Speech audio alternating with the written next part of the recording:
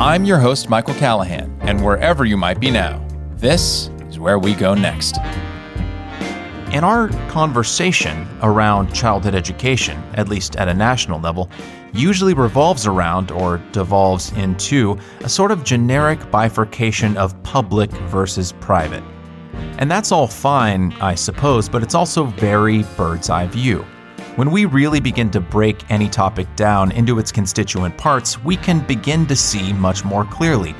It's not just public, it's not just private. It's a robust assortment of competing educational methods with varying degrees of efficacy. So what method might work best for your child or hypothetical child? Our two guests this week believe that the method they practice will best equip that child to flourish as an adult. Ray Girn is the founder and CEO of Higher Ground Education. Higher Ground provides Montessori education globally from infant care through K-12, in physical schools, virtual programs, home-based programs, and through its platform to public and private school partners.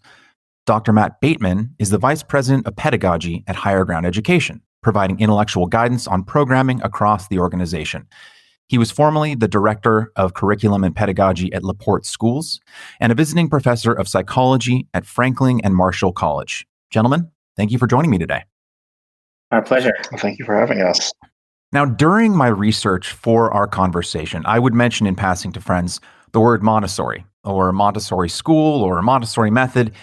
And almost to a person, no one was familiar with the name, let alone the teaching methodology. But Maria Montessori's teaching methods have been practiced for over 100 years, and luminaries such as Alexander Graham Bell, Thomas Edison, Jimmy Wales of Wikipedia, novelist Gabriel Garcia Marquez, and Google founders Larry Page and Sergey Brin have all been proponents of her methodology. So for our audience, who is Maria Montessori? What are her methods? And how can these methods be both foreign and ubiquitous depending on who you talk to? And either one of you can field that. Yeah, I mean, Maria Montessori was this luminary. She was the first or one of the first female doctors to be trained in Italy in the early 20th century, late 19th century. So she did most of her pioneering work in education. She between 120 and 70 years ago. So she kind of worked in the 1900s, 1950 range. And she was, throughout her whole life, a real radical for education reform, a real genius in terms of her methodology and research and scientific thinking. And she created this method basically almost not by accident exactly, but she was working with children, what we would now call children with special needs. They didn't have such a nice phrase for that back then. Basically insane, what were called children at institutes for the insane or orthophrenic institutes. And she had this immense success working with these children by seeing them in a different way and using different methods and seeing them as a need of help and a need of stimulation and a need of education. And when she really took the seeds of these ideas, treating children with respect, figuring out how to make ideas accessible to them, figuring out how to help them help themselves and help them become independent, she found that the methods extended, and she became internationally renowned for her ability to teach young children really amazing things. So I think the first thing that really made her famous, that kind of put her on the map internationally, is she taught 3-4-year-olds how to read and write, which at the time was unprecedented. It was just not tried. It was something that it was assumed that you don't even attempt it until 6 or 7, and then it was a struggle. And so that got a lot of attention, and then from there, her method spread internationally. And it's been a grassroots movement ever since. So I think that's part of the reason why it's not the kind of thing that you learn about typically. Even if you go to like a teacher's college, you might learn about it in passing. Or I've done a lot of academic work in psychology. People don't really talk about Maria Montessori. Her work has been very grassroots in general, and especially in the U.S. And so it's this movement. It's this kind of bottom-up movement. Inspired by her success with children that has a lot of passionate supporters. In terms of what the method is, it is really a method of determining what children can do independently and what children can figure out and know independently. And do independently means meeting their own needs, preparing their own snacks, figuring out how to resolve conflicts themselves, but also figuring out kind of doing math practice, learning how to read and write. It's this method built around what can children really do independently if we prepare the environment for them in the right way. And so the crux of the method is you set up a very special environment for the child, full of learning materials, full of child-sized furniture, which is, again, an innovation of Maria Montessori. Now there's child-sized furniture everywhere. But at the time when she was making these things, she had to go to carpenters and get them to make the stuff for her. And you set up the environment for them. You give them a lot of freedom in that environment. And then the role of the teacher is to kind of systematically connect the child to the environment to make sure that they understand how to use various things. And from this, a lot of autonomy and independence and creativity blooms because they're working in this rich environment designed for them, this rich learning environment. So it's really child-directed, very, very child-directed. At the same time, it's very, very structured. It's very thoughtful. It's scientifically engineered. It's not just let the kid go play and they figure out what they figure out. It's this child-directed education in this kind of special lab environment almost. Thank you, Matt. Upon researching Montessori methods, and I was loosely familiar with it over the last few years, but over this last week, I've really had to kind of dig into it. And I got to say, it sounds like the kind of education that would have really appealed to me as a kid. Ray, what would you say the core tenets of a Montessori education are? Because during my prep, it was kind of hard to nail down what the exact principles were or how many there were. So like one Montessori website would list 8 principles, another would list 5, yet another would list 10. And while there was a good deal of thematic overlap among these lists, each one seemed unique in its own way. So what are the key principles of Montessori as defined by higher ground education? Sure. Great question. Just before getting to that, I would add a couple of points to what Matt was saying in terms of Montessori's influence. I would just mention that intellectual influence is sometimes indirect. And if you look at, for example, the circles in Vienna in the 1920s, you start seeing things like Piaget was head of the Swiss Montessori Society, and Anna Freud and Erickson, and, the Dalton School in New York was founded by someone that broke away from Montessori. You start seeing that her indirect influence is at least as great as her direct influence. And this is kind of part of why we focus a lot on intellectual history and really would love to see kind of Maria Montessori studied in academia as a kind of historical figure and as a 20th century intellectual. And then I was also going to add, in terms of from the 60s onwards, I regard Montessori as one of the greatest small business movements in American history. It's largely kind of enterprising, entrepreneurial women outside of academia, outside of the for-profit school sector, outside of the independent nonprofit sector, bootstrapping it, creating preschools and training centers, and responding to parents directly. I think that, just to flip the question on its head, it's relatively unknown, but it's surprising how well known it is, given kind of how much it's existed outside of traditional institutions. If that's helpful. But going to your question. The way I think of Montessori is that it's 3 things. It's a brand, which is in the public domain. Anyone can hang up a shingle and call it Montessori. It's a specific set of practices or curriculum, of which I think the 3 to 6-year-old program is the gold standard. And then when you look under 3 and above 6, it's largely Montessori's followers who have kind of created work, and there's more differences. And then it's a set of principles. And the principles really are what we regard as kind of timeless and speak to the kind of basic science of human development. So if I say kind of what are the principles, and at least the pedagogical principles, the things that really jump out to me are, and I think are at the core, are, one is mixed age classrooms. And it seems kind of, trite, but mixed age classrooms, the majority of children in the world are still segregated by age in their education, 7-year-olds in one room, 8-year-olds in another room. And, this is a kind of fundamental structural principle of Montessori. Another core kind of tenet is just the idea of self-directed learning, and that, the human mind cannot be forced to connect dots, and that all learning is autodidactic.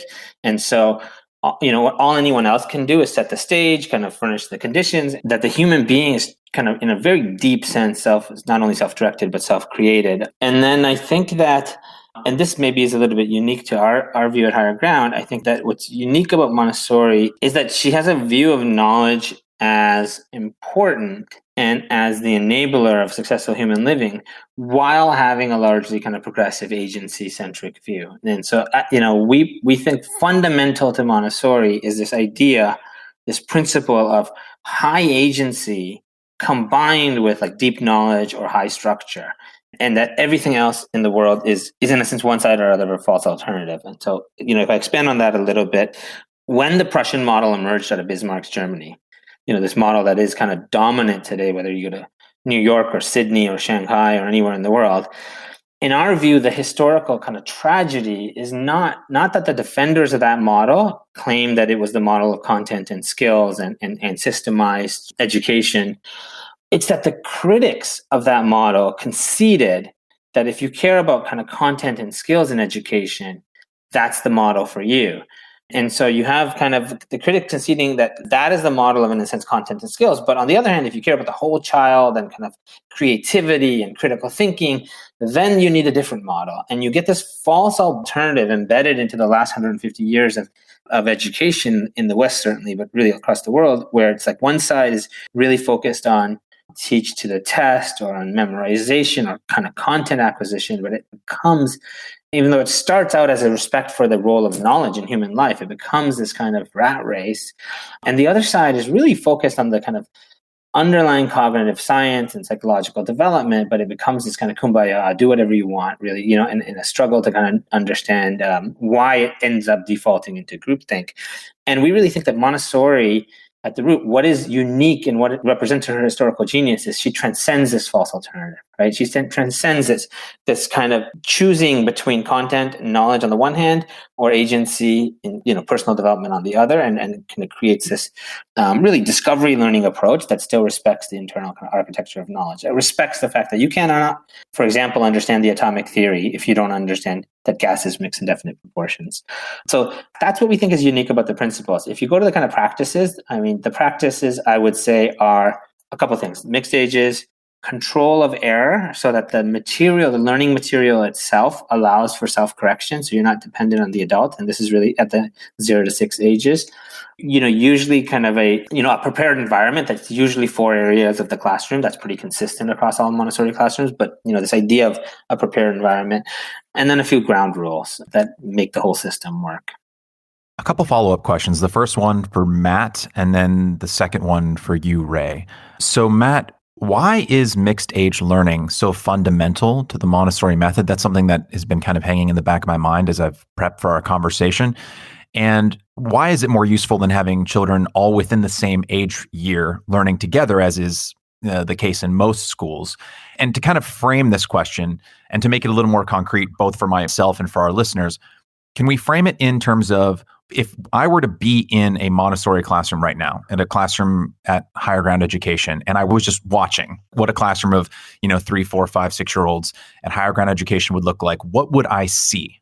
You would see, in general, what you would see, let's take a 3 to 6 classroom. So the ages of children in this classroom range between 3 years old and 6 years old. This is primary or children's house Montessori classroom. You would see children working by themselves or with a friend diligently on different things, more or less independently. You would see a child cleaning a table or making himself a snack. You would see an older child laying out a bunch of beads, this math material, on the ground and counting to 1,000. You might see a couple of children working with a geography puzzle on kind of putting a map together. So you would see children, it would be quiet. There'd be like a hum of kind of like low-grade discussion and activity. Children would be moving about. So there's a lot of freedom, but it wouldn't be like anarchic. It wouldn't be like children running from one side of the classroom or children engaged in dramatic fantasy play. Children are working on different things, and Montessori uses the term work very deliberately. In terms of what you would see for mixed ages, you would see, to some extent, you would just see children working on different things. So the younger children typically work on material that's less complicated and sophisticated than that older children work on. But older children come and show the younger children how to use some of the simpler material. And younger children come and follow and kind of look up to and watch what the older children do. Why is this principle so important? I was just reading, I have a colleague that his wife just gave birth to twins like a week ago. And there's this quote in Montessori, or this passage in Montessori, that I've always found amusing, where she's like, having twins is terrible. It's not like she's against twins, but she thinks you've got these 2 kids of the same age that basically are interested in the same things and very in sync with one another and are constantly competing to kind of be able to use the same thing. It's this kind of naturally competitive environment. It's way harder in her view to have twins than it is to have like 6 children of different ages. She thinks that the mother of twins has a harder time than the mother of 6 children of different ages. You can dispute that concrete, but the principle is like, there's something natural about having children of different ages working on different things, looking up to one another, some of them playing leadership roles, some of them playing the kind of admiring roles, some of them asking for help, some of them giving help. It's like life. Only in grade school do you get everybody of the same age working in the same space and working at the same pace. And it's connected with all sorts of terrible things in pedagogy. Having students all of the same age, part of the presumption, part of the reason is they can go through the material at roughly the same pace and they can learn the same thing in the same way. And children just have more variation than that. If you have mixed ages, if you have a 3-year-old and a 6-year-old in the same classroom, you are forced to have a pedagogical system that is hyper individualized to what that child can do, because obviously the 3-year-old and the 6-year-old cannot do the same thing at the same time. And so that's a kind of shotgun answer, but there's a lot of benefits to it. It really is quite core to Montessori. Yeah, and it sounds like it could be quite empowering for the older students because it gives them an opportunity to mentor the younger ones and enables them to kind of take some, at least small amount of control over their own lives by passing along the knowledge they learned in the previous years to the children who are younger than them. Yeah, and it's super motivating for the younger children. I mean, I cannot tell you how if you work with children, it's going to kind of seem obvious once it's stated, but trying to get a young child to use a cup independently without spilling, and you're giving the lesson and you're trying to show them how to do it versus they just see a slightly older child do it. The motivation for seeing a slightly older child do it, they automatically want to do it. The kind of motivation to grow, the realization that it's going to take work to get there because this is an older child. There's a lot of pedagogy built into just that difference. And it feels very natural. I mean, how often do you hear when children are quite young, whenever you ask them their age, they oftentimes say, I'm almost, and then they say the age that they're about to be. Yep. And that seems like a very natural, they're always looking. It's only when you get, to to a certain age, do you then try and round down. But when you're a child, it's very common to say oh, I'm 5.5. I'm almost 6. I turned 7 in October. Yeah. And that seems like a very natural connection to what you're talking about. It's very natural, and it's connected to, if you're kind of moving in lockstep with you're in a classroom with a bunch of 4-year-olds and then a bunch of 5-year-olds and then a bunch of 6-year-olds, and now you're in 2nd grade and now you're in 3rd grade. You still want to be older, but it's not as obvious to you, not as kind of perceptually, experientially obvious, like the kind of growth that you've made. Whereas if you're an older child in a room with a bunch of younger children, you see, wow, I've been in this classroom for 3 years and I used to be like that too. It creates empathy. And then for older children, they have a target to kind of shoot for. They have somebody to look up to. It's a system for embedding the growth mindset, for individualization. It does a lot. It's a kind of multifaceted power tool in Montessori. And I have a great example, if I may, just with my 2 boys. I have 3 children. 2 of them are 15 months apart. And the older one, he's older at home. So when we transitioned him from the toddler room to the children's house room, to the 3 to 6-year-old room, we moved him up at 2.8 months because, 3 or 4 months early, because he was ready. He's the oldest child at home. We wanted him to be the kind of, in a sense, in a bigger pond and have more of an experience. He tended to be assertive. My younger child, we left him in the toddler room until he was about 3 years old and 2 months, so extended so that he could experience being a leader. And they're doing the same math, they're doing the same language. We're very confident in terms of skill development because it's completely personalized, but we can optimize for their particular situation and give them that experience, and seeing, that experience of the cycles of being the youngest and the oldest, 18 months to 3 years, 3 to 6, 6 to 9, 9 to 12, 12 to 15. They go through that experience of coming in, green into a new community and then leaving it as an elder. It is very powerful as a developmental tool. Yeah, just listening to the two of you talk about the ways in which the Montessori method is helpful to children like this also kind of plants the seeds in my mind of the answer of the question I'm about to ask you, Ray, which is, why haven't Montessori's methods been integrated into public schools?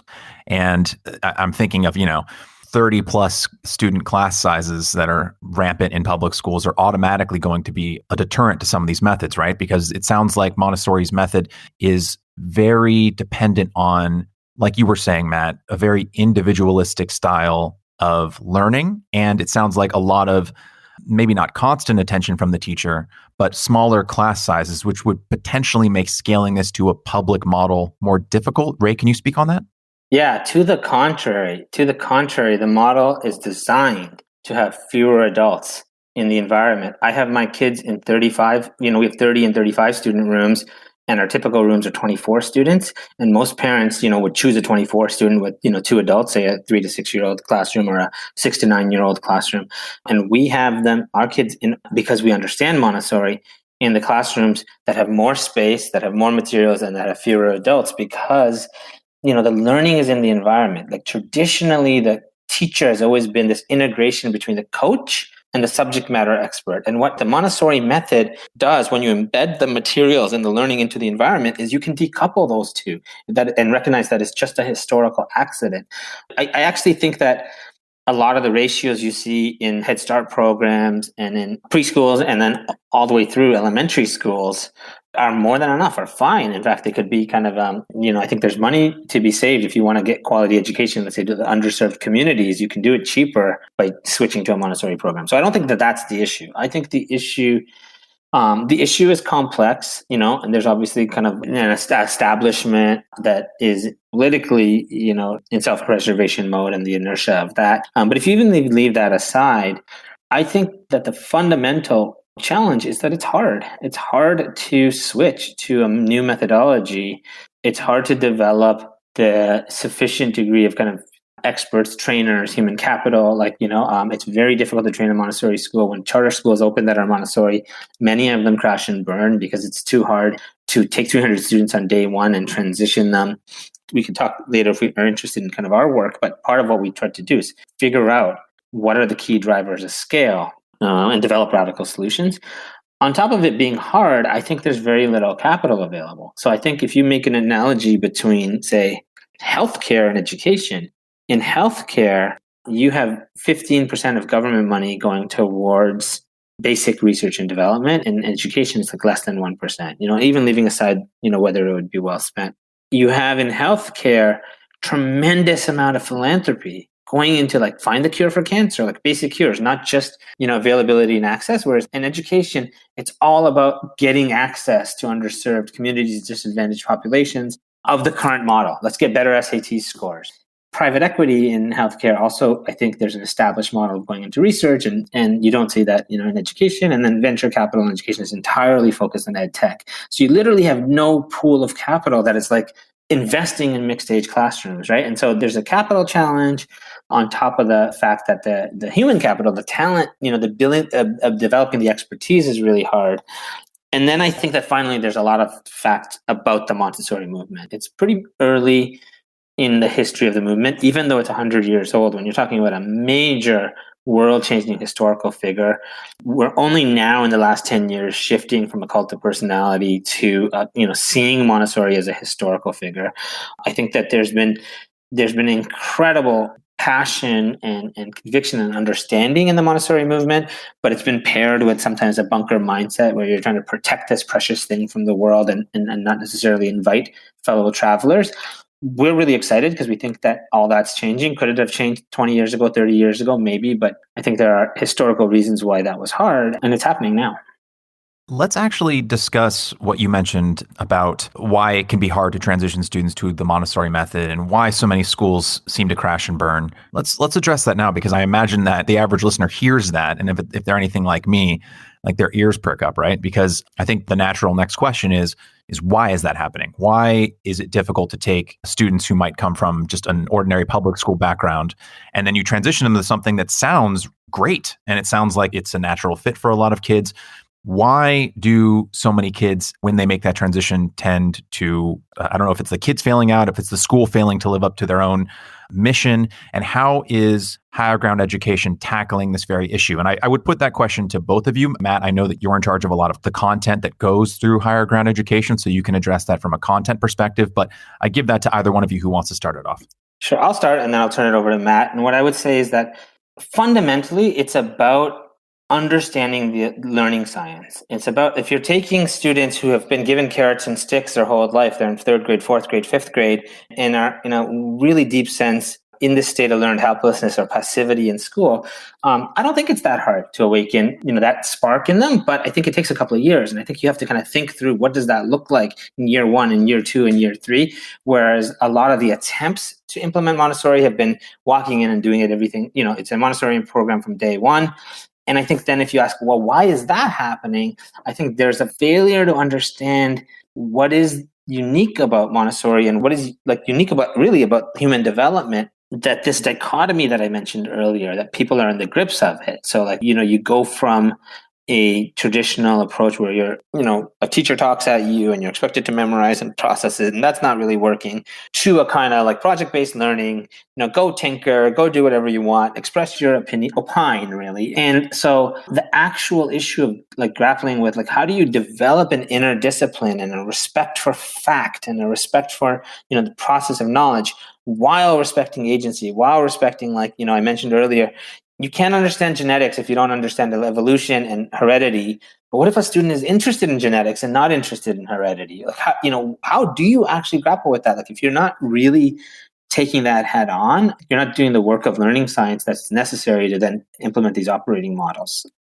Matt, I'll turn it over to you to talk about some of the things that we're doing. I think just to expand a little bit on what you said first, like if you think about other major cultural shifts you might be familiar with, like, I don't know, here's one, like the shift from old media to new media, where you go from having a relatively small number of broadcast networks and channels to like everybody's a publisher and everybody's consuming things and everybody can find little niche groups. That is like a sea change in how information is produced and consumed. It's a sea change probably as big as the printing press. And it creates new challenges. Like it creates new institutional challenges for the people that are kind of working on these problems professionally, whether you're at a social network company or news company or an education company, even, and you're thinking about these things, you're like, okay, like there's new challenges that people are now confronted with. How do I help them navigate these challenges? And then for the individuals, especially during these transition times, it places a burden on you to figure things out and to exercise judgment. I mean, there's millions of examples of this. I think that like people are experiencing a small scale version of this with COVID and schools, where parents are all of a sudden confronted with decisions about pedagogy and what their children are doing all day at home. And they have to think things through in a kind of first principled way because this is an unprecedented situation.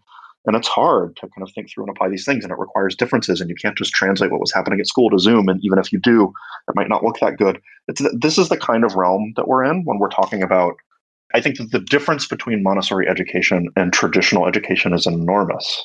It's enormous. It's like going from new media to old media to new media, or going from like a blue chip company where you're a salary man your whole life to a startup culture or something like that. It requires adjustment. It requires a certain transition. Now, we do a lot to smooth out this transition. I mean, we get students coming into our programs that haven't been in so like you get an elementary student who hasn't been to our early childhood program. What do? They're not used to Montessori. You get an adolescent student who hasn't been to our elementary program. What do? They're not interested in Montessori. There's a whole way that you can tackle this where and like Ray said, I don't think it's that hard, but it's not that hard in terms of the motivation, but it does take awareness that there is going to be a transition, a kind of culture transition for the student, and that they need to kind of have their hand held through it and need individualized support as they start to take more responsibility for their learning. I would add a point, kind of a foundational point to our conversation. So we've talked about how, we believe that there is this historical error of bifurcating, or this false alternative between progressive and classical education. And that's kind of a core barrier structurally to education reform, that false understanding. While the second equally deep structural problem is the bifurcation, or the kind of split between K-12 and early education. And we attribute a lot of significance in terms of the state of education in the world to the fact that public schools and private schools typically start at kindergarten. Maybe they start, at pre-K, or, 4-year-olds or 3-year-olds. They certainly don't start with 3-month-olds. And that you have like two entirely different ecosystems, different regulatory bodies, different trainings, different university departments. For when you're talking about early education and childcare on the one hand, when you're talking about K-12. And so in a context, again, not that you cannot bring in children at any age, like the human spirit is, if anything, it's an adapting machine, right? The capacity to adapt for us is the kind of watchword. So, this is not something that we would write off of children that are 15, for example. We bring in 15-year-olds.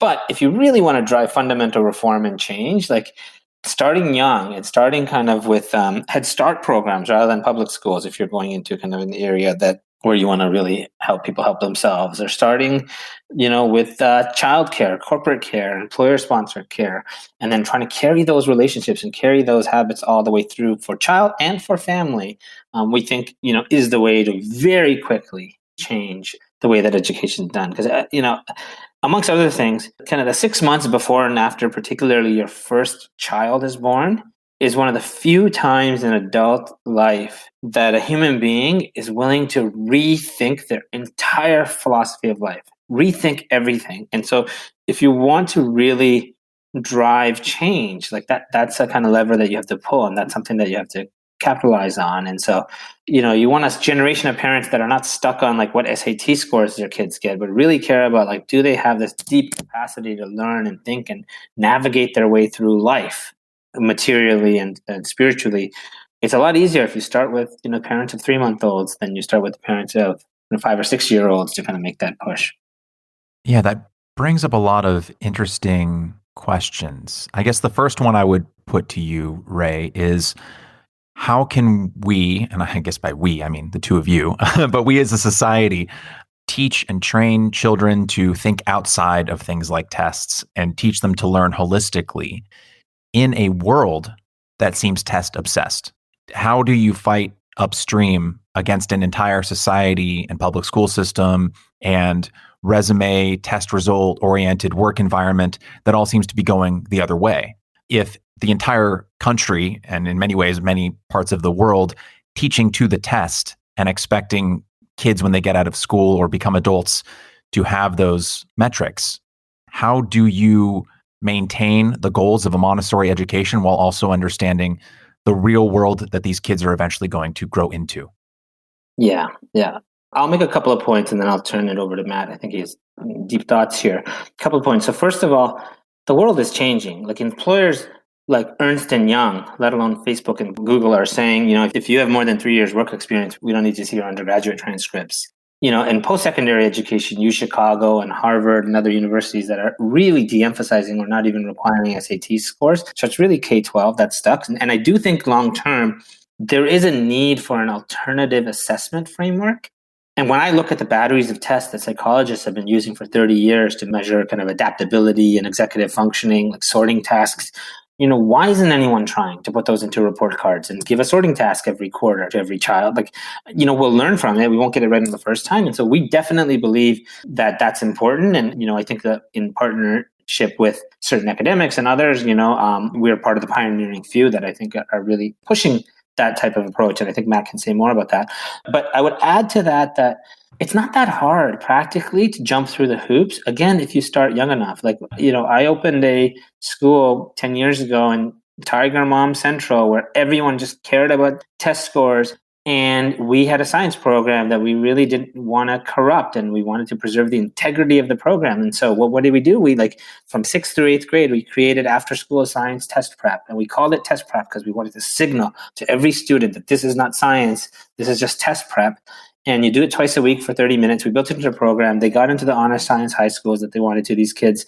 And it's not that hard. They memorized the jargon and jumped through the hoops because they had been through our system. And so we just took that on as part of what we're preparing them to do, but we didn't let it corrupt the integrity of kind of what we wanted them to hold as, evidence-based thinking and kind of a scientific worldview. And we call this general approach, one of our core values is practical idealism, that idealism, in order to matter and in order to really manifest in the world, has to be practical and not cynical. And one of the examples I've talked about is Abraham Lincoln in the movie Lincoln. I don't know if he actually said this, but he has this line in the movie where he says, a compass will tell you, where true north is, but a compass is not going to tell you how to get around that swamp. And we often talk a lot about how you might have to go south or east or west to get around that swamp, right?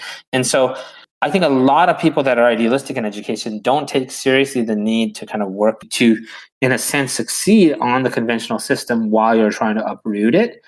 It's a certain type of creativity, and it's if you kind of have the humility not to think that every parent is going to kind of completely abandon everything they know, and that you as the educator have some responsibility to check those boxes while ultimately minimizing and trying to transcend it.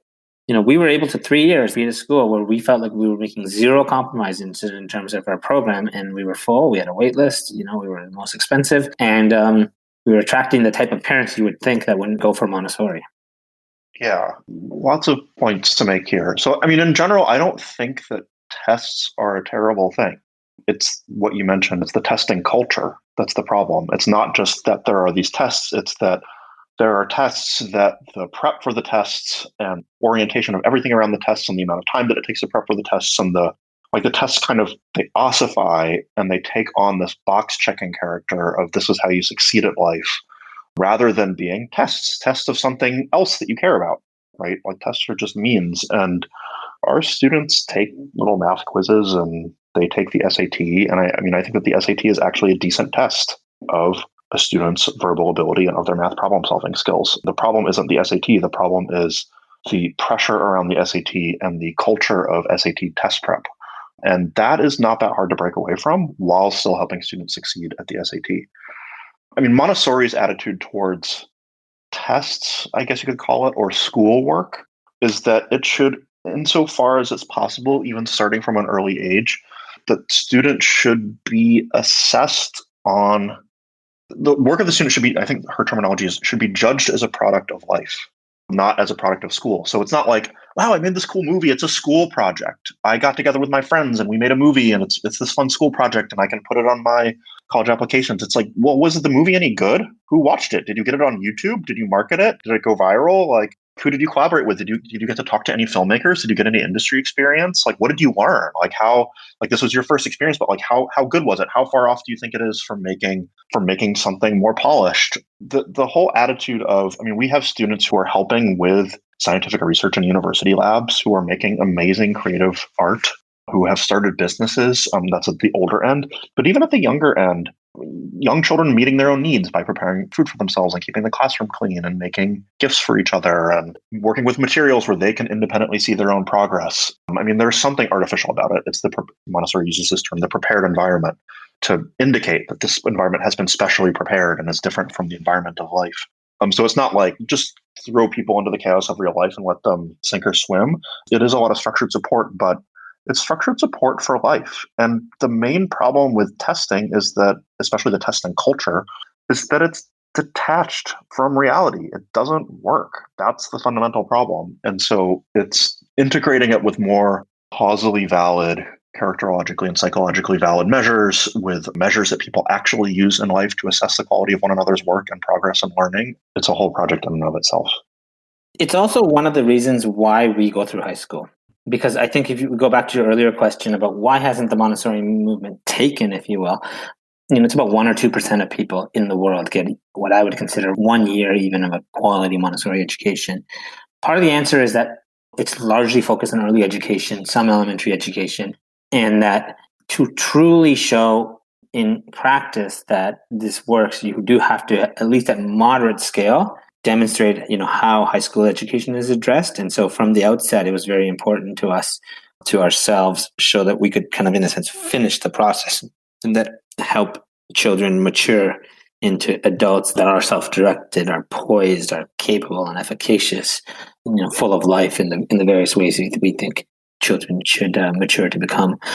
And I think that it's an exciting time because I think the world of post-secondary education, as I said, and just like the whole kind of employer space is changing so radically that I think actually there's a lot of appetite to explore change, and the credentialing kind of infrastructure is it's been gamed, right? So people are gaming it on the kind of standard model, and I think it's not that hard to do the minimum that's responsible.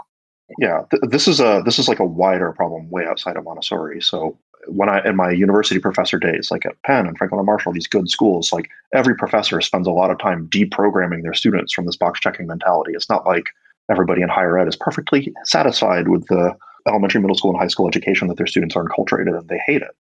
And the more elite the university, the more they hate it.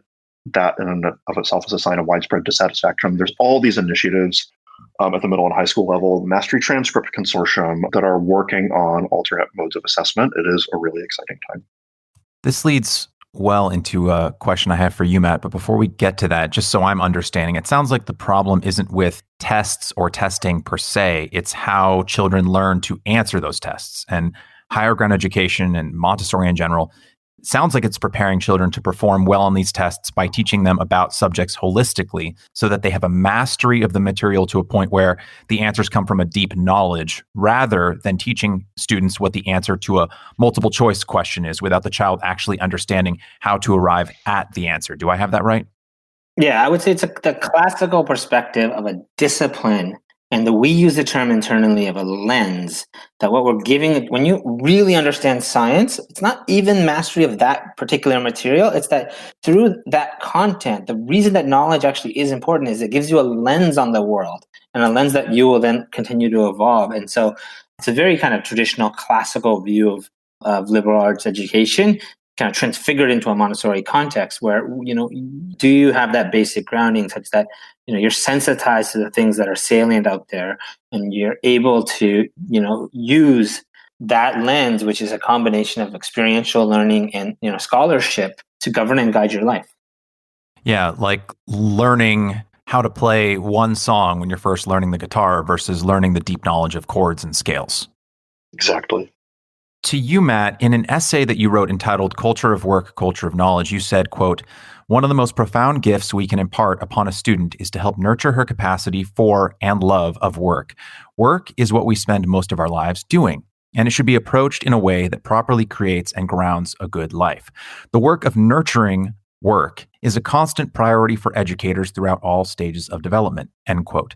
And this, I think, is a laudable goal and one that I fully support. But oftentimes the work that adults are assigned, or perhaps more appropriately consigned to, is often less fulfilling, less engaging, and less rewarding than the work that they engage with in their primary, high school, or even collegiate education. I used to run in a social circle that included a lot of lawyers. And I was often the odd man out at the cocktail parties, the lone creative in a room full of esquires, right? And most of them shared two qualities. They were well paid, and they were bitter. And they were bitter because they loved law school, as difficult as it was, and they hated lawyering. In law school, they were challenged to consider historical and impactful court decisions and legal doctrines, expand their thinking about crucial and critical issues of freedom and justice. And then they graduated, they got a job at a big firm, and found themselves spending 14 hours a day checking commas and titles and legal documents at the cost of $300 an hour to the client. Many were disillusioned, and over the course of my years of knowing them, several quit the law entirely. I saw brilliant minds wither on the vine from being understimulated. So how does higher ground nurture a capacity for and love of work in the classroom that can translate into a real world where the work is often far less rewarding and less challenging than the kind that Montessori provides? Great question. I mean, the premise is not that every job is worth doing for every person, or that whatever kind of situation you find yourself in with regards to work, that you should make it meaningful and double down on it, and kind of that's where you find yourself in life. I think it's with certain professions, law is one of them, medicine is another. Part of the issue is, it's really interesting how you described it as they love law school but didn't like the work of law. I mean, part of the issue is that these are professions that run the risk of drawing people in who are used to box checking. Like they're the kind of classic professions where they're successful professions. Your parents might push you into them. They're high status. They're high paying. There's a deliberate path for them. There's a very clear path. You go to college, you major in biology, or you major in constitutional law or history. You take the LSAT, you take the MCAT, you go to graduate school, and then so there's this whole kind of systematized industry that you kind of find yourself in the machinations of. I think that part of what you learn in a Montessori education, certainly in our schools, is how to continuously assess and make judgments about the kind of work path that you're on. How to take a more life design perspective. I would hope that our students finding themselves in that situation as a lawyer where they were really miserable in their job would be like, why exactly did I get into law? It wasn't to dot the I's and cross the T's and fleece clients. None of this is bringing me money. It had something to do with argumentation and history. And is there anything else in law that I could do that would be more about that? Or is there anything adjacent to law that I could do? And how can I start moving myself in the direction of work that I find valuable? The whole approach of this is your life and you have to thoughtfully think about it as a whole and make decisions within it. And that, I think you quoted me on this, that you spend a significant portion of your life in work, that work is your connection to reality. It's your way of shaping the world. It's your way of getting confidence that this is something that you have to take seriously. I guess I could flip it and do an analogy. It's like a lot of people are in broken relationships and are really unhappy in their relationships, and they don't know how to get out of their relationships, and they're headed for divorce, or they're headed for a pattern, a kind of negative pattern where they're going to be continuously unfulfilled. What is it? These deep things like not being satisfied in love and work? What kinds of things do you need as a person to be able to escape those attractor basins, to identify them, to put yourself on a better path? You need a profound capacity for self-reflection, for thought, for thinking, for making difficult choices, for enduring, for persisting, for making judgments as to when you should persist and when you should not. You need the kinds of things that you get with mastery of disciplines that Ray was talking about, that you get with a more agency-based education where you're making choices from the beginning and you're just used to it and you're used to taking responsibility for your life. I think it's much easier to extricate yourselves from those situations if you are in a kind of high structure, high autonomy educational approach that we've been talking about than if you've been on a traditional path where you have been railroaded and you don't know how to get yourself out of structures that other people have created for you. I want to tee something up for you, Ray, because I think that this is related because it takes us to the topic of human flourishing and adult flourishing, which you've spoken on. I want to give you the chance to respond, but I want to reference real quick in a video entitled The Goals of Montessori Education. And this is just going to be a quote fest, but you said, Ray, quote, "The goal of a Montessori classroom is to enable a child to optimize his or her ability to gain the most out of cognitive activity and physical activity outside the classroom. You're in the classroom in order to gain the knowledge, the skills, the inspiration, the perspective that you need to flourish as an adult outside of the classroom." And I think that a lot of what Matt was just saying, if I understand it correctly, really comes down to flourishing, right? If you're in a toxic relationship, if you're in a toxic job, if you're withering on the vine in some aspect of your life, then you are not flourishing as an adult. Later in that video, you said that a Montessori classroom is really trying to optimize for adult flourishing. So, and I also want to give you a chance to say whatever you were about to say, but I just wanted to ask, what does a flourishing adult look like, to kind of continue on what Matt was saying, to higher ground education? And perhaps to get more personal to you, how are other teaching methods, either public or private, failing children as they navigate their own paths to hopefully become flourishing, contributing adults to American society? Yeah, great question. And it is connected. I was going to just make the simple point, which is totally related to what you just asked, that when we talk about work, we're talking about a very profound capacity, and it's not really something that you can assess merely by knowing kind of what profession someone's in. I often make the point that people that clean, like say when they break up in a relationship or get fired or something, and they kind of find themselves in cleaning their house, versus someone that goes and crashes on the couch and just is lethargic.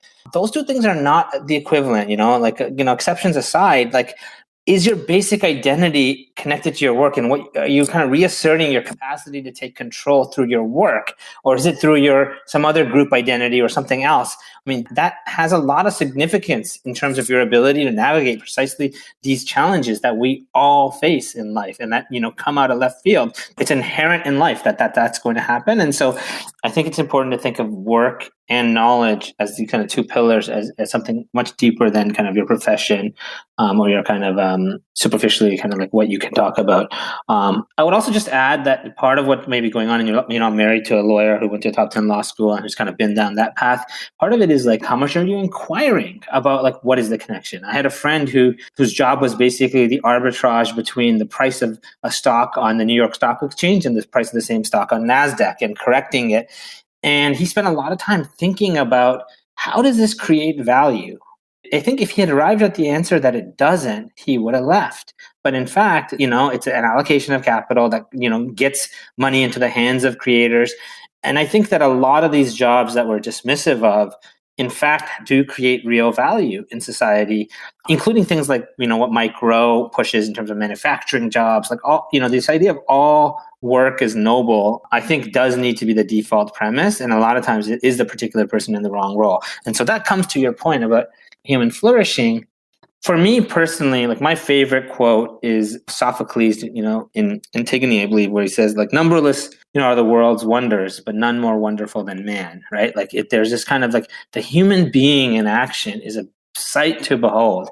In the individual human life, fully lived is an end in itself and is its kind of own reward. And that's what we try to serve, right? And so we are not trying to say that a student, or a child should become an adult that has this type of political view or this type of religious view or even this type of career.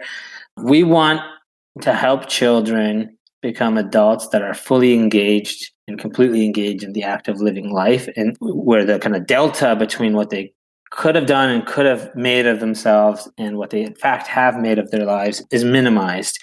And I think that that's as varied as human beings, right? And so it's really the closest analogy that I come to is like the Declaration of Independence. Like the Montessori is in education, what the Declaration of Independence is in politics, where it's like, how do you create a system that is designed not only in recognition, but in celebration of the fact that the system is not determining the particular end, that the end is kind of determined by the agent within that system. I think I don't think we're the only ones that want this. I think that part of what's complicated about education is that the power of our human relationship can be so transformative. I had a few great teachers, and a good teacher can mitigate so much, including a fundamentally flawed system.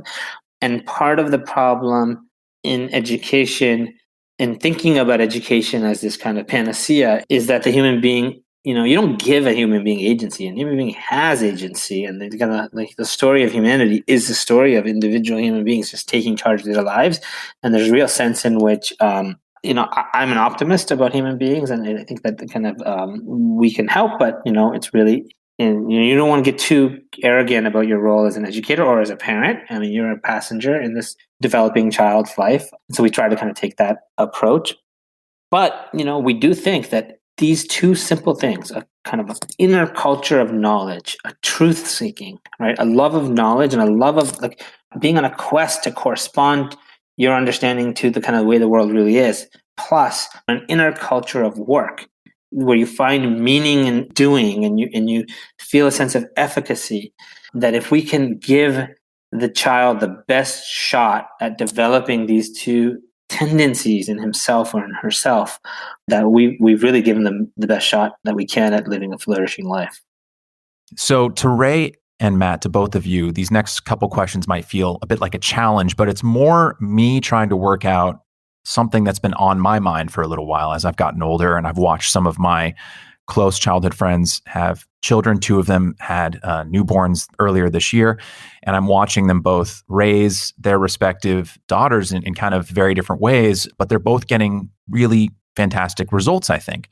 So I'm going to need a little bit of runway on this next question to kind of set the scene here, but I appreciate you giving me the time to kind of extrapolate here. Sounds great. I want to contrast the Montessori method against a school across the pond. I imagine the two of you may have heard about it. I've been following it for some time now. It's called the Michaela Community School, founded by Catherine Birbelsing. Yep. To excerpt from an article in Time about the school, quote, based in Wembley Park, an underprivileged area of North London, most famous for hosting England's national soccer stadium, the school has become internationally renowned since opening in 2014, dubbed by the country's newspapers as Britain's strictest school. The school's 484 pupils study in an atmosphere of rigid austerity. Demerits are given out for the slightest errors, forgetting a pen, slouching, turning to look out of a window during a lesson. 2 demerits in one class equals a detention. To continue the quote, the school day is run with military precision. Everything from lessons to lunch is timed to the second, with the aid of large digital clocks placed in each room. Teachers often give their classes a time frame in which to accomplish a task, 10 seconds to take out your books and open them to page 32 before counting down backwards. The transition between classes is also timed and completely silent. A black line runs down the center of the corridor carpets, and children are expected to silently proceed either side to their next classes. Eagle-eyed teachers stand ready to reprimand those who walk too slowly. Every detail is designed to maximize the amount of learning time. In the student bathrooms, there are no mirrors, lest they distract the students. End quote. Now, I don't want to pit Montessori against Michaela. I'm an admirer of both methods, but this is merely a small window into how this free school, which for Americans we would call a charter school here in the States, is run. It serves mostly low-income students and has been considered controversial since its founding in 2014. But it seems to get results. In 2019, 5 years after opening, the school received its first ever GCSE scores, or General Certificate of Secondary Education results. The GCSE, for the Americans listening to this podcast, is a mandatory exit exam that most pupils take at the end of their mandatory education, around the age of 18. And the students at Michaela performed 4 times better than the national average. kind of proving a lot of Catherine Burblesing's detractors wrong. So I guess two questions I would pose to you. And again, this is not about pitting one educational system against another. That is not the intent of this question. But what does this say? What do these results say, if anything, about the fungibility of children to different learning environments?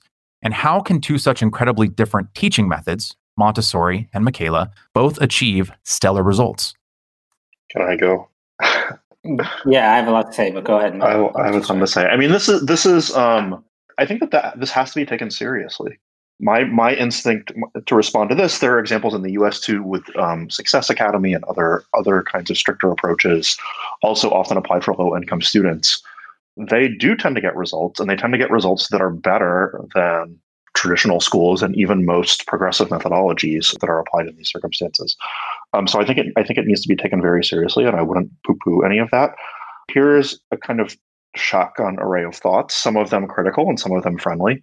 So on the friendly side, I would be curious as to what the variance in student and parent experience is like from the perspective of their choice or their engagement. So there's a big difference between you decide you want to join the Army and you go to boot camp, and it's something that you want to do and you like the routine and you like the structure and you're looking forward to that bringing a certain kind of rhythm to your life, versus you're drafted into the Army and you go to boot camp and you're subjected to the same things. Part of what, Maria Montessori was a huge fan of the Boy Scouts. Some scout troops are less regimented and some are more regimented, but one of the things that she loved about the Boy Scouts is that it's voluntary. You choose to go to the Boy Scouts. It's not necessarily for everyone, but for the students who do it, there's a certain discipline to it that you're embracing and that you're deciding to embrace. And in the act of you choosing it, you de-alienate yourself from it and you can get a lot from it. You're kind of trusting the adults around you and you're trusting the system in a certain way. And there's all sorts of analogies to adult life and different kinds of circumstances you can be in, to different kinds of mentors you can have, to how you think about those things and the role that they play in your life. On the critical side, there's a ton of research that direct instruction is really effective and that it's more effective than a lot of other methodologies. I think part of what's going on in these cases of strict direct instruction is that it's an actual consistent methodology. There is a specific view as to what the student should be taught and to how to approach it, that all teachers align on, that all parents align on, and that all students align on. The level of knowledge in education and the level of pedagogical expertise, wisdom, skill in terms of how to get education right, the learning science right, is so low. It's unfathomably low in my mind. I don't think that most people realize how ignorant we are in the field of education. That there is a sense in which any distinctly defined approach is going to get you better results than what typically happens at most public schools and most traditional schools, which is a hodgepodge. It depends on the teacher that you get. It depends on the state curriculum that you're assigned. It depends on how you relate to your peers. There's a bunch of randomness to it. A parent can come in and petition for a French program to open. Okay, we'll do a French program. If you want a French program, it's like, what is your view on foreign language? What is your approach? What do you think is important as a school? What are your aims as a parent with education? These things are left kind of hazy into implication and unclear. In these direct instruction models, these kind of stricter direct instruction models, nothing is left unclear. And that is an advantage. So I guess that's less on the critical side and more on the praise side. So on the critical side, I think that there's a real risk. I mean, imagine going to the school for 6 years or 8 years or 12 years, 8 hours a day. You are internalizing something through that method. You're internalizing, in a bad case, you're internalizing a certain kind of obedience and compliance. You're internalizing a certain inside the box thinking. There's things that go along with that I think you can internalize that are good. I'm not against strict, rigorous programming, but as a method where you're like literally telling students where to go and where to look and every single method of the day is accounted for, just purely in terms of the opportunity cost, you are not figuring out how to manage your life. You're postponing that until way later, after your teenage years, way into adulthood. That is not the best time to learn those things. The best time to learn those things is when you're younger. And so there's a real opportunity cost. I could say a lot more too, but those are 3 thoughts that occur to me. Yeah, I would add, I think Matt covered most of the points that I would make. I make a huge analogy to kind of sports and the kind of ways in which sports affect the ways in which you can have agency, even though you're getting up at 6 in the morning and doing drills every day. The way that I hold it in my mind and the kind of phrase I use is we the Athenians, and it's like the Spartans are getting their kids up at 5 a.m. and running the drills. And it takes a lot of conviction as an Athenian to believe that your way is right because, you have this insecurity that like actually the right way is drill and kill, is kind of this no excuses school. And I think you just have to take it straight and you just have to explore why that is. And I think part of it is because agency is complicated. We give people license all the time in life to grab us by the collar and make us be our best selves. And you can't throw that out if it is in fact a choice. Structure, most people that believe in high agency approaches, I think, do not really understand the role and the place and the importance of structure. And so when you're dealing with false alternatives, to be honest, I would choose this side of the false alternative for my kids. Secondly, I think that the goal of these educators, and I'm a fan of many of these schools, the goal of these educators is agency of their children into adulthood. So how does that transfigure what they do, right? It's like a parent who is incredibly strict, but is really deeply intending for their child to grow up and to be a great adult. You can do a lot of things wrong and you can be off in your methodology and still basically end up right because in some sense that intent is being made manifest. It's clear. It's informing all sorts of choices.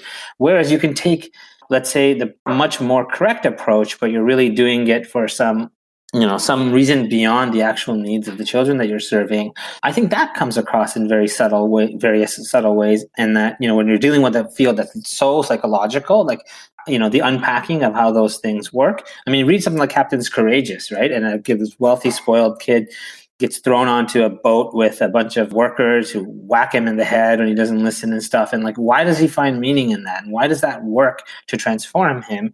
Because they care about him. And because then in a sense that those mechanisms are really in the background and not central. They don't represent what they would in many other cases.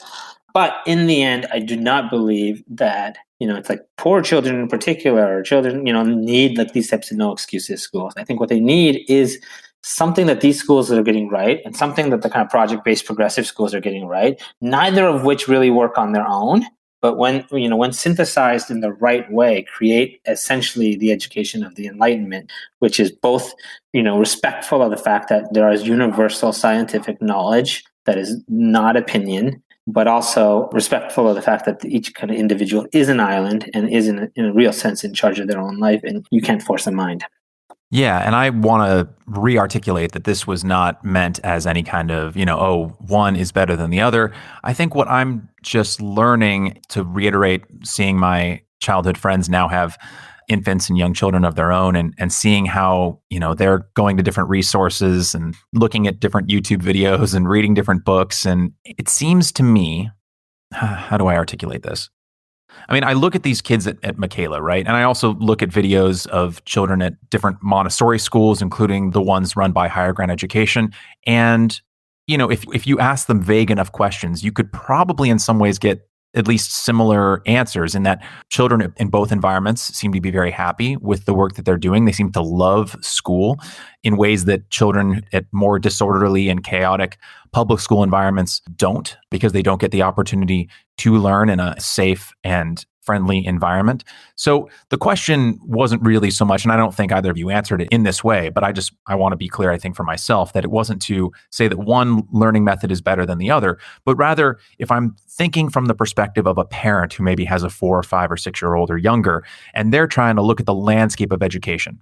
And maybe they realize, okay, I don't want to necessarily send my kid to LAUSD or the San Francisco public school system or wherever they may be in the United States or worldwide. They're looking for an alternative for their child. And they can see that different styles of teaching seem to all get good results, and they reach those results in different ways. And so I think to a parent who sees these different results, they think, wow, all these kids, no matter what methodology they seem to be following, seem to be happy. They seem to be doing well. And so I guess if you were speaking to a parent, and obviously you're biased because you're running a Montessori style education, how do they make that choice when it seems to be so often that, and correct me if I'm wrong here, it seems to be the binding material that leads to a flourishing child is parental engagement, in that if the parent or parents are engaged, even if the child is in a school that isn't that great, it seems to be like if the parent is really engaged with what their child is doing and how their child is learning, that seems to be a very important ingredient that can almost act as an umbrella or transcend the kind of education the child is getting. Does that make sense? Yeah, it makes sense, but I don't think it's true. I think that benign neglect is often like a great way of parenting. And when you look at going back to our earlier conversation about like what is our assessment framework? If we're talking about, some kind of test score, then yes, maybe it correlates with level of engagement because you need, the more you're nagging and the more you're prompting, the more likely you are to just like do the, monotonous exercises in order to get that score. I think it's more complicated. I think it's something like if you're talking about engagement, if you as a parent are observing your child and love your child and just trying to do the best for your child, I do think this is not such a delicate science in the sense that does come across in a lot of ways. But I think the right analogy is to medicine and to healthcare. Like just because poor nutrition and eating McDonald's every day doesn't necessarily manifest and everyone seems to be happy doesn't mean that it is right. Like just because we don't have the answers right now, it doesn't mean that any methodology is as good as any other. I think that those two simple markers that I mentioned, like, is it a culture of work? Is it developing a capacity to do great, deep work, sustained, concentrated activity, and children finding meaning in work? And then is it a culture of knowledge, of truth seeking? I think that a lot of schools, not even the school, even at the level of a classroom, like that's a pretty good filter. And like you can forget Montessori, you can forget classical education, or you can forget the different labels and just ask yourself that question. And I think that gets you much of the way there. But ultimately, I do think that in the fullness of time, like these methodologies matter, right? And that when you look over the course of a complete life, 60, 70, 80, 100 years of adult life, and you think about like what is required to be able to navigate changes, I don't think that, as we're seeing in the world today, I don't think that any method is going to be as good as any other. It's just that it's not often attributed back to the education system. If you have a 9-month-old or a 10-month-old and you are responsive every second that they start crying, and you are not allowing them to exert any effort because you just don't want to see them at all kind of rattled, that is not going to lead to a connection between self-directed activity, between effort and joy. That's going to lead to a connection between passivity and joy rather than passivity and boredom. And if, on the other hand, you're withholding love and affection, that is not going to lead to a connection, a goodwill towards human beings and a belief that human beings are value. If you're forcing your kids to share rather than to take turns, like sharing at a certain age before 3 years old, does plant a seed that other human beings are a threat, right? Because you can't understand why your toys are being taken away, whereas taking turns is modeling like, a kind of collaborative experience. I believe on the one hand that these things actually really do matter and that we organizationally have an obligation to kind of articulate them and help increase understanding of them. While on the other hand, I also think that parenting and by extension education is one of these things where you really honestly do mean well because it's so psychological. You can get away with a lot if you just love these kids and just want the best for them. I haven't fully reconciled how those two sit with each other. But I don't think it's as simple as like, the outcomes are there. Like I actually don't think they are. I think the last point I'll say is something that I say often. The children of Weimar Germany, who were, the most progressive kind of area in the world at that time, became the Hitler Youth. They flipped on a dime because there was something about their approach, even though they were getting all these conclusions that you would think that would kind of arm them. There was something about the approach that didn't give them a certain inner strength. And so, you have to look over the course of a lifetime. Think about the best people that you know, the people who are the most resilient, the happiest, that do the most meaningful work, that kind of mind their relationships or value, that the people that you admire that seem wise, or people like in history that are like that. They're very eclectic in terms of how they were raised, in terms of what kind of education they had. Like Frederick Douglass, one of my favorite people in history, was a slave he's one of the great autodidacts of history. He got a kind of anti-education and had to educate himself and became one of the great humanists of all time and had a great life, I think.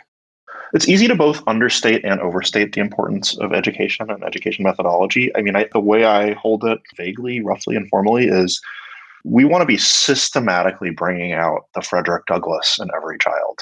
We want to be systematically bringing out the greatness in every child.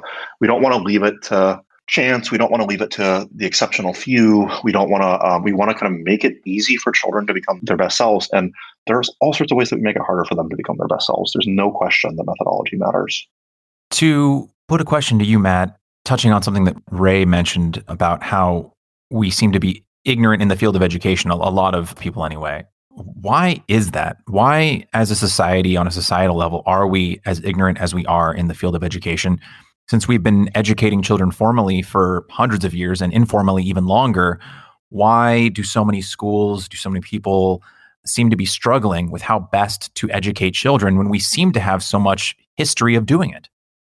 I mean, the kind of pat answer is like being bad at something is the default until you've achieved knowledge in that area. Like it probably seemed to the alchemists of the 16th century like they could do a lot with the materials that they had and the recipes that they circulated across the world and through time.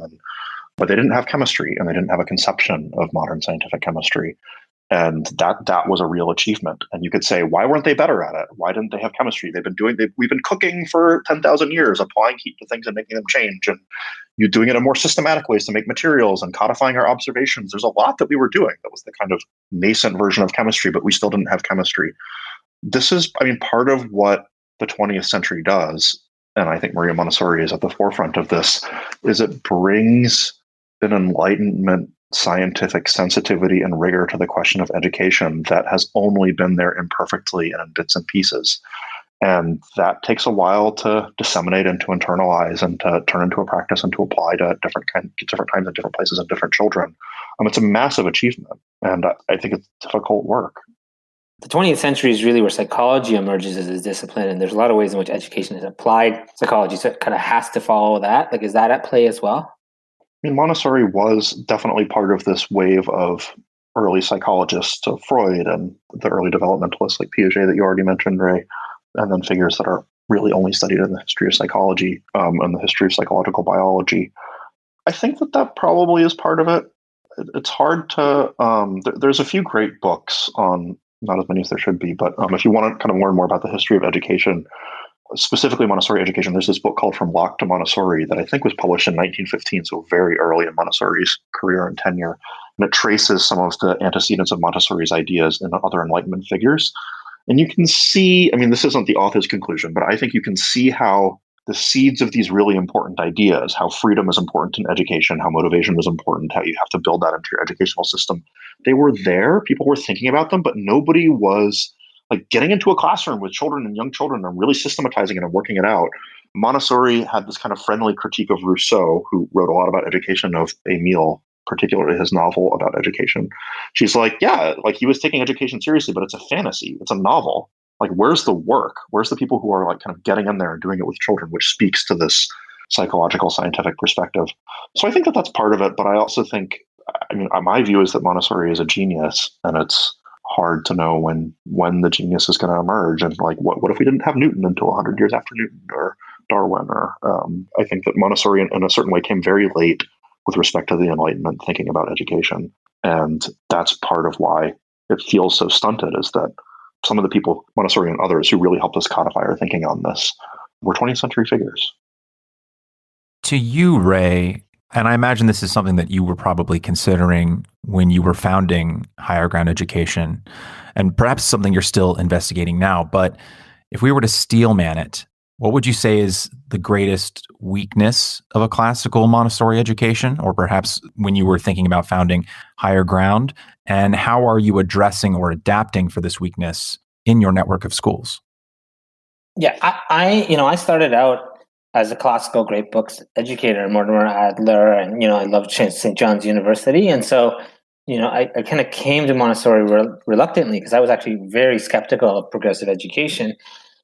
I think the weakness is that in the elementary program and beyond, that the kind of genius we see in the 3 to 6 program, which, by the way, a lot of classical educators really respect because the rigor and the structure, including some of the schools that you mentioned, I think that it's not fully flowered. And in a sense, to the extent that there's a false alternative that Montessori transcends at the early ages, I think at the older ages, it ends up defaulting back to one side of that false alternative. It ends up becoming much more progressive, by which I mean, like, much more in favor of like agency as an alternative to knowledge, right? To skill development as a kind of something that is a way of acquiring knowledge and developing skills.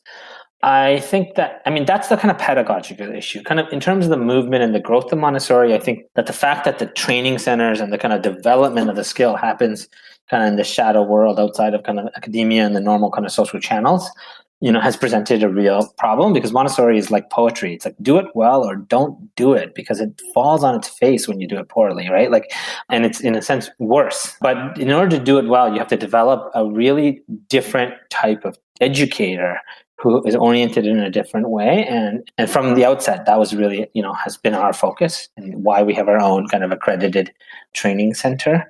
I think that a lot of, just going back to the conversation, that some of the, like the Michaela School, or take Marva Collins, a lot of these people are heroes of mine, because I think that in a sense, within a certain domain, this is a piece of the puzzle that they're pushing. But a kind of challenge in education, especially in a world where you're told to be laser focused and do one thing well, especially as an entrepreneur, is that it is a complicated, complex, holistic system. And so for us, like, it's getting curriculum and pedagogy right, getting culture right, getting training right, getting real estate right, getting whole school management right, because you're talking about taking people's kids and potentially their money if you're a private school, and you're talking about a lot of adult and children's bodies in one tightly confined space. And so figuring out how to manage that, like, you really have to, getting assessment right. You have to kind of look at all of these, how they relate to each other, and do it full stack, And so I think another kind of vulnerability is no one in education, including in Montessori education, has really approached the problem, I think, in that type of systematic way. As we begin to bring our chat to a close, I want to touch on something you just said, Ray, which is that Montessori education can fall on its face when you do it poorly, and it can in fact be worse than a traditional education. So you mentioned something right at the start of our conversation, basically that the U.S. Patent Board, you didn't say it specifically like this, but I looked this up as I was preparing for our chat. The U.S. Patent Board ruled that the term Montessori has a generic or descriptive significance, right? So in the United States and elsewhere, Montessori, quote unquote, can be used without giving any guarantee of how closely or if at all a program or school applies Maria Montessori's pedagogy. So for parents, either current or future, parents who are potentially interested in learning more about the Montessori method and potential schools for their children, where a higher ground school may not be available, how would they go about navigating the many different brands or flavors, I guess you could say, of Montessori that is available? And how can they know which interpretation is right for their children and which might fall on its face, let's say? I think the question, if you're looking particularly for a school, in some ways is easier. If you're convinced, you've read up enough on Montessori and you're looking for a Montessori school, I think we have something on, our Guidepost Montessori website. But, this is work that we want to do. But it's like, there are markers, are the kindergarten age children mixed in with the 3 and 4 year olds, or are they separated out, is often very telling. Is there the right complement of materials? Is there a 3-hour uninterrupted work period every morning, or are they breaking it up to do yoga and dance and things like that? So there are pretty established, I think, signs and markers of kind of, is it an authentic high fidelity Montessori environment? And actually some academic papers. But I think if you step, one step back and you say, like, how do you kind of navigate the whole issue of parenting and education?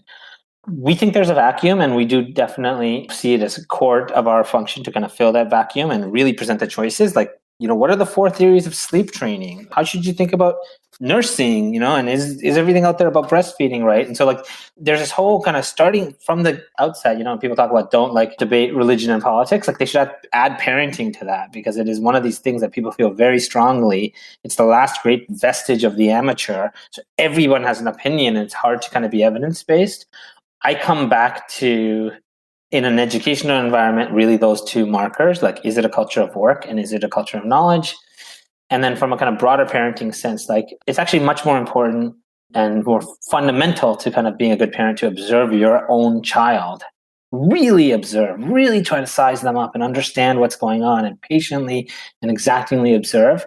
Then it is just to kind of dive into, theories and read. You have to do that, but it's really, Montessori there's this great story, and I don't know if it's true, that on her deathbed, she kind of pointed outwards and said, like, there is no Montessori. I keep pointing at the child and you keep looking at my finger, right?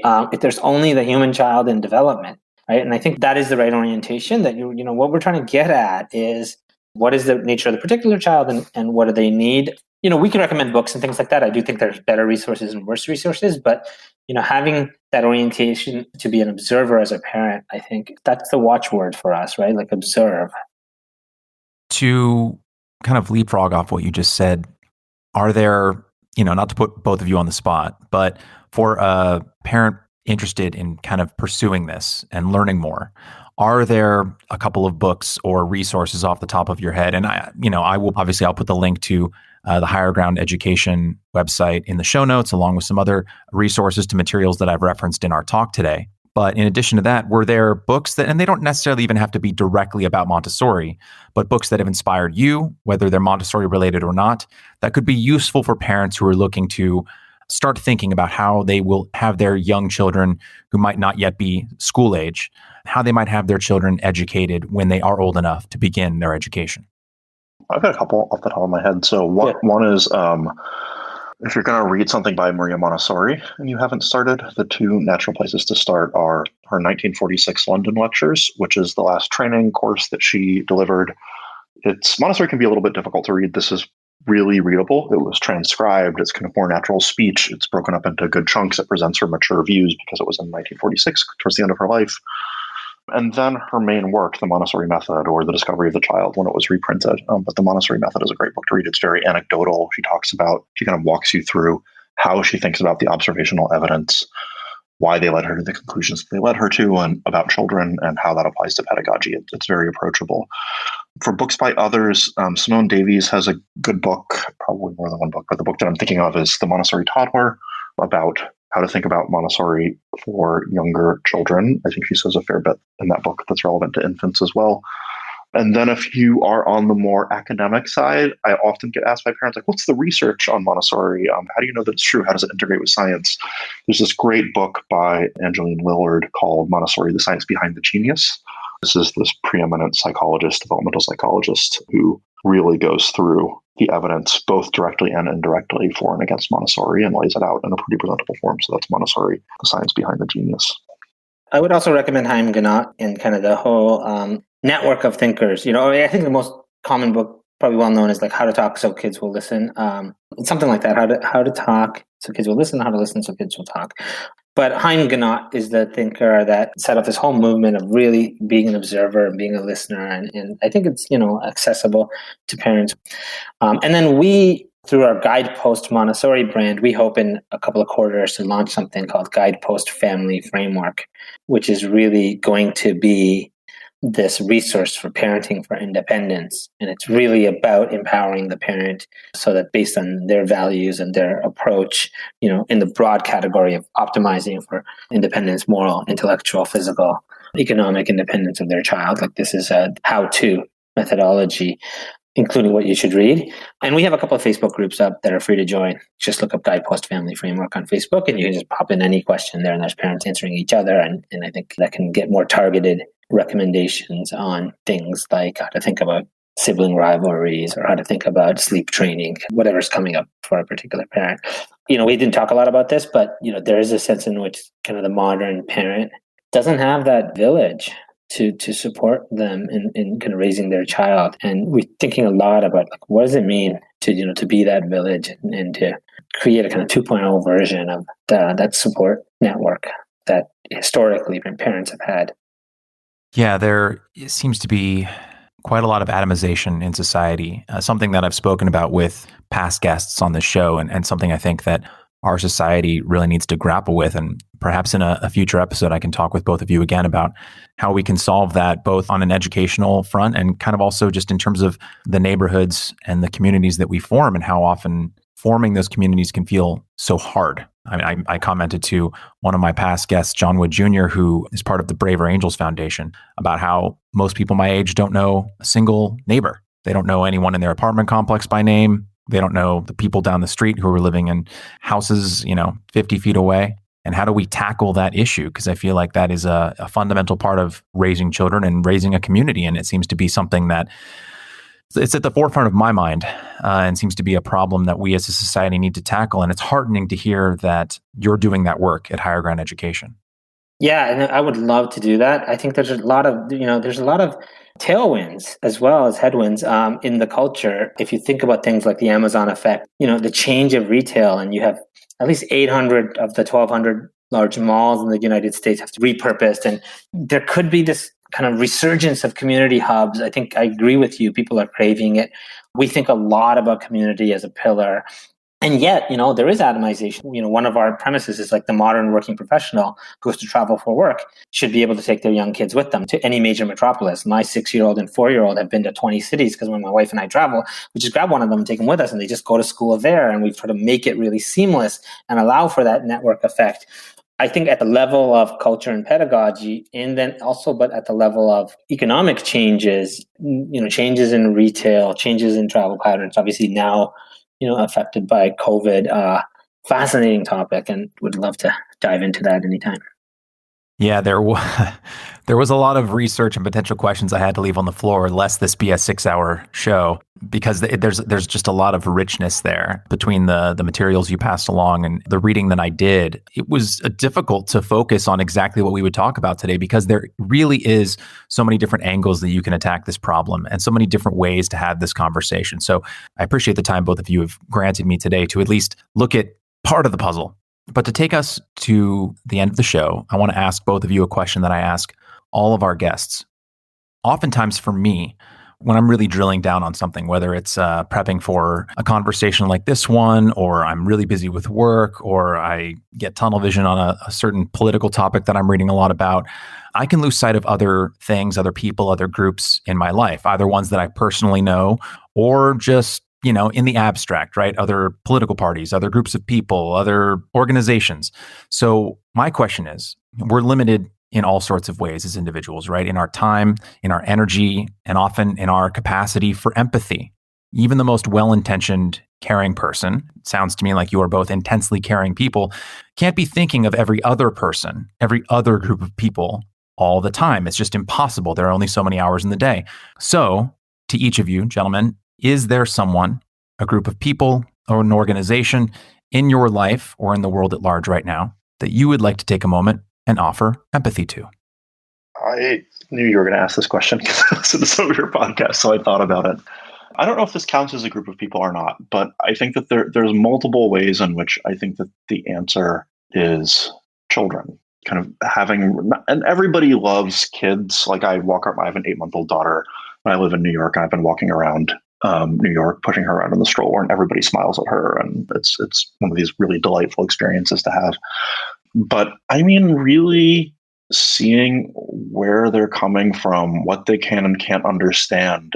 I mean, maybe this is a topic for a future conversation as well, but a lot of illiberalism, a lot of incapacity to think about certain topics or to empathize with others stems from things that children absorb from the adults around them in childhood, even from really good intentions, and really respecting a child's context, what they do and don't understand, what they're ready to understand and what they're ready to not understand, where they're at in their development of their identity.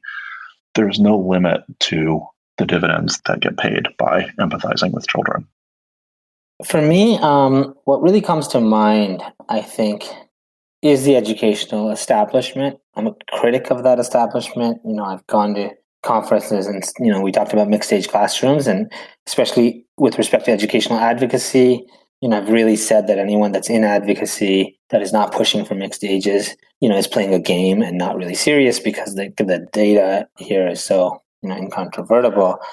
As someone that a critic and kind of in is often poking holes in the kind of the way things have been done, I have to remind myself, and I do remind myself that teachers unions, they're full of good people that love kids, that are just trying to do their best.